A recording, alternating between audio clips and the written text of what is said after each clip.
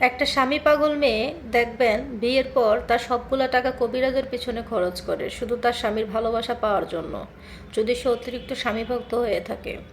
বিয়ের আগে যখন একটা মেয়েকে তার ভাই বা বাবা বা পরিবারের কেউ 2,000 বা 1,000 টাকা দেয়, তখন সেটা দিয়ে সে কিভাবে ফর্সা হবে, কিভাবে একটা শখের জিনিস কিনবে বা কিভাবে একটা সাজনি কিনবে সেই চিন্তা করে। বিয়ের পর যখন স্বামীকে খুব পরিমাণ ভালোবেসে ফেলে, তখন সে চিন্তা করে আমার স্বামী কি করলে আমাকে ভালোবাসবে। কারণ আমি এমনও সম্পর্ক দেখেছি যে একজন ছেলে পছন্দ করে বিয়ে করেছে, স্বামী স্ত্রীর মাঝে ভালো সম্পর্ক আছে, কিংবা সেই মেয়েটাও শ্বশুর শাশুড়িকে ভালো সম্মান দিচ্ছে, সুন্দর একটা পরিবার চলছে, ছেলে ইনকাম করে বউকেও দিচ্ছে, মাকেও দিচ্ছে, সবাইকে দিচ্ছে। কিন্তু তারপরেও কিছু কিছু শাশুড়ি আছে যারা এমন কিছু কিছু কালো জাদু করে যাদের স্বামী স্ত্রীর মাঝে সম্পর্ক নষ্ট হয়ে যায়, খারাপ হয়ে যায়। তখন হুট করে মেয়েটার সাথে এত পরিমাণ খারাপ আচরণ করে যেটা বলার মতো ভাষা থাকে না।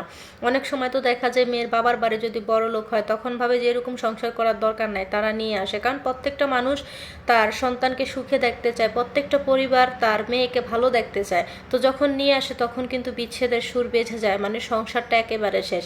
আবার অনেক সময় দেখা যায় যে মুখ বুঝে অনেক কষ্ট সহ্য করার পরে তখন একটা মেয়ে সংসার করে যায়। কারণ কালো জাদু এমন একটা ভয়ানক জিনিস, যখন একটা মানুষের উপর করা হয় তখন দেখা যায় সে মানুষটা প্রায় পাগল থাকে। দেখবেন একটা পাগল যদি একটা মানুষকে খুনও করে ফেলে, তখন কিন্তু তার কোনো বিচার থাকে না।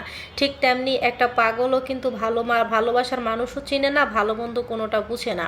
যখন একটা শাশুড়ি সেই ছেলের কাছ থেকে তার সন্তানকে সরিয়ে রাখতে চায়, ভাবে যে আমার সন্তান তাকে বেশি ভালোবেসে ফেলবে, টাকা পয়সা দিয়ে ফেলবে, আমার কি হবে। পরবর্তীতে দেখা যায় যে সেই মেয়েটা নিরুপায় হয়ে বাবার বাড়ি থেকে টাকা আনে, এমনি টাকা আনে, অমনে টাকা আনে, কবিরাজের পেছনে খরচ করে। সে ভাবে যদি আমার স্বামী কোনো না কোনোভাবে আমাকে একটু ভালোবাসে। কিন্তু অনেক সময় দেখা যায় যে কবিরাজগুলো সঠিক হয় না, বন্ধ হয়, অনেক টাকা পয়সা সেখানে চলে যায়। সঠিক হলো তো হলোই। আবার অনেক সময় দেখা যায় যে বিবাহের পর অনেক নারীরাও এরকম করে যাতে শাশুড়িকে না দেখতে পারে, যাতে অপছন্দ করে। তবে সবাই তো এক না। তবে স্বামী পাগল যে মেয়েগুলো আছে তারা জানে যে স্বামীর একটা ধমক দেওয়া কথা বললে কতটা আঘাত কলিজার ভিতরে লাগে। অতিরিক্ত স্বামী পাগল যে মেয়েগুলো আছে তাদের সংসারটা খুবই সুখের হয়, কারণ যদি সেই স্বামীটা ভালো হয়। যে সংসারে দেখবেন স্বামী তার স্ত্রীকে মূল্যায়ন করতেছে, স্ত্রী তার স্বামীকে মূল্যায়ন করতেছে, একে অপরের প্রতি ভালোবাসা সৃষ্টি হইতেছে, সেখানে দেখবেন কখনোই ঝগড়া বিবাদ যদিও লাগে সেখানে কিন্তু মিট হয়ে যায়। সেখানে কখনো দুইজনের বিচার লাগে না, বা গ্রামের সালিশও লাগে না, লাগে শুধু দুজনের প্রতি বিশ্বাস আর স্থাপন। যখন একটা ছেলেকে তার ফ্যামিলি জাদুটোনা করে রাখে, তখন তার কোনো মন থাকে না তার স্ত্রীর উপর। তার স্ত্রীকে তখন দুনিয়ার ভিতরে সবচাইতে অপছন্দনীয়, অসুন্দর, বিশ্রী বা একেবারে ভালো লাগছে না ওইরকম বোঝা বোঝা মনে হয়। যখন সে চলে আসে তখন বুঝতে পারে যে আসলে আমার কি চলে গেছে, তখন শত চেষ্টা করলেও আর ফিরিয়ে আনা সম্ভব হয় না।